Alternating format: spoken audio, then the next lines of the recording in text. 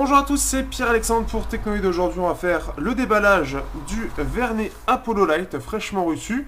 Donc, c'est une marque qui vient d'arriver, pourtant elle fait beaucoup de bruit. J'avais déjà testé le Thor et le Apollo Light avait un rapport qualité-prix assez intéressant et semble quand même être un peu mieux que Elephant, etc. Petite parenthèse pour le Vernet Thor, ceux qui se posent la question de savoir quand est-ce que je vais sortir la vidéo par rapport au service après-vente du Vernet Thor. J'attends la réception, je devrais pas tarder à le recevoir. Il y a apparemment eu un problème d'organisation chez eux pour le renvoi, mais en tout cas, ce qui est assez marrant, c'est qu'ils sont très très transparents et ils sont quand même très réactifs. Donc c'est intéressant. Alors, hop, on va retourner la boîte. Il n'y a pas grand chose. On peut voir que c'est mat un petit peu. C'est assez sympa comme matière avec ce vernet Apollo Light comme ça. On l'a aussi sur les côtés et en dessous. Alors, je cache ce qu'il faut cacher. Voilà. Et on se retrouve en fait avec les caractéristiques. Donc Shenzhen Vernet. Donc c'est la Shenzhen Newborn Network Technology. Donc c'est là où je l'ai envoyé en plus. Donc ici on a un Helio X20. Comme le Pro 6 d'ailleurs, je ferai un rapide comparatif quand ce sera possible après les vacances. Donc un décaqueur à 3 architectures, 2,3 GHz, 4 Go de RAM, 32 Go de mémoire. Il y a en plus de ça un port SD pour aller jusqu'à 128 Go. On a droit du type C aussi, USB type C. 4G LTE, Android 6.0, Dual SIM et Dual Standby.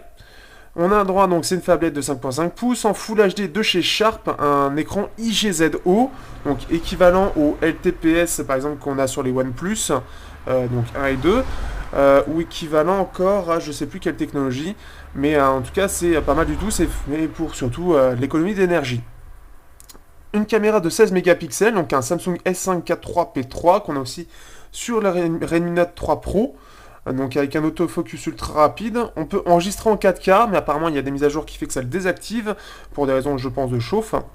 Donc un métal unibody avec technologie CNC, donc très répandue, du Gorilla Glass 3 2,5D en plus de ça, une batterie de 3180 mAh, Pump Express 3.0, donc un Quick Charge dernière génération 2 chez Mediatek, équivalent au Quick Charge 3.0 à peu près, et un lecteur d'empreintes. Donc ça fait déjà des caractéristiques très intéressantes, sachant qu'en plus de ça, il est vendu à peu près 200 $, donc très très intéressant. Donc petite boîte en protection, hop, ici, donc on va le voir tout de suite. Oh non, il a l'air déjà plutôt pas mal, rien que comme ça. Hop. Ah, il est assez sympa. Alors, on va voir ce qu'il y a d'autre et puis après on va enlever ça, sachant qu'apparemment donc ils mettent aussi un film de protection dès le départ, ça c'est plutôt cool. Sachant qu'il existe aussi déjà, ils l'ont sorti un verre trempé, nouvelle génération aussi, assez particulier. Alors comment on enlève cette partie-là? Ils ont rien fait pour... Ça c'est un peu con, ils ont rien fait pour l'ouvrir. On a droit au... Alors, ça c'est plutôt cool donc. Au USB type C. Hop.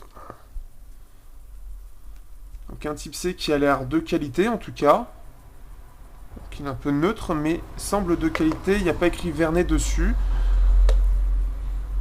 Donc en tout cas, il est un peu emmêlé. Bon, c'est long en tout cas.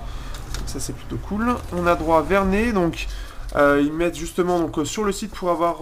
ça écrit bien qu'en fait on peut avoir la mise à jour en... Donc OTA, donc c'est-à-dire directement sur le téléphone. Donc ça c'est quand même très intéressant, sachant que certaines marques plus grosses ou plus vieilles, on va dire, ne le font pas, tout simplement parce que c'est des mauvaises marques. Donc c'est quand même sympa. Et on a une petite garde de garantie, sachant que donc la garantie, le service après-vente existe bien. Donc là, j'ai bien envoyé mon vernet, ils m'ont fait un retour là-dessus, je devrais le recevoir bientôt. Donc il existe bien en tout cas, donc c'est quand même un point positif, sachant qu'en plus, il rembourse les frais de port. Donc ça fait un petit teasing par rapport à ça. Donc là c'est du Pump Express, donc fast charger. Normalement on peut voir, est-ce qu'ils mettent pas, mais en tout cas en gros c'est un chargeur très rapide. Pump Express 3.0 pour les curieux, vous pouvez regarder directement sur le site de Mediatek. C'est très intéressant. Donc là le film est posé, il est parfaitement posé en plus. On va l'allumer en même temps. D'accord, hop. Ensuite au dos. Donc au dos on peut voir volume plus loin, power, ici donc en fait on a deux tiroirs SIM, d'ailleurs, ah oui, vous avez ici la petite languette pour l'ouvrir, donc le lecteur d'empreinte, on va enlever, on a toujours le port jack tout en ayant l'USB type C, en tout cas il fait pas mal, bon on sent que c'est pas, ça vaut pas par exemple le Pro 6, Hop. Il est assez joli. Il a démarré rapidement. Alors comme c'est pas officiellement Google, on n'a pas tout. En fait, on n'a pas le truc de préparation. Par contre, on n'a aucune application supplémentaire. On n'a vraiment rien. On a juste ça. Donc ça c'est bien. On n'a aucun bloatware. Donc c'est-à-dire aucune application de partenariat ou quoi que ce soit. Ce qui c'est assez intéressant.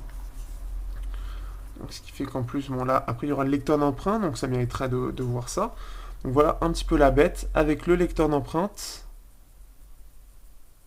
Et il est assez joli, hein. Il a une belle gueule. Si on compare au Idol 4S que j'ai toujours, eh ben niveau taille, il est... Oh, il est équivalent. Il fait la même taille que l'Idol 4S. C'est pas mal du tout ça. Il est même un peu plus petit. Bon là, il y a le haut-parleur.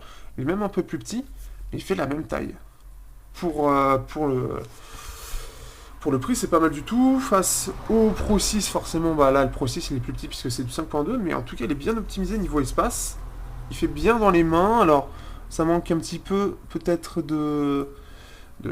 un côté un peu plus arrondi. On sent que ça accroche un petit peu ici. Mais en tout cas, c'est assez intéressant. Si on regarde. Il est assez fluide, hein. Donc, en plus, avec un écran IGZO. Je sais pas si il y a le double tap où il faut l'activer. En tout cas, il a l'air intéressant, donc on verra ça donc, pour moi après les vacances. Ce qui vaut donc en prise en main et puis après dans le test. Donc sur ce, à bientôt sur Technoid pour le test du Vernet Apollo Lite.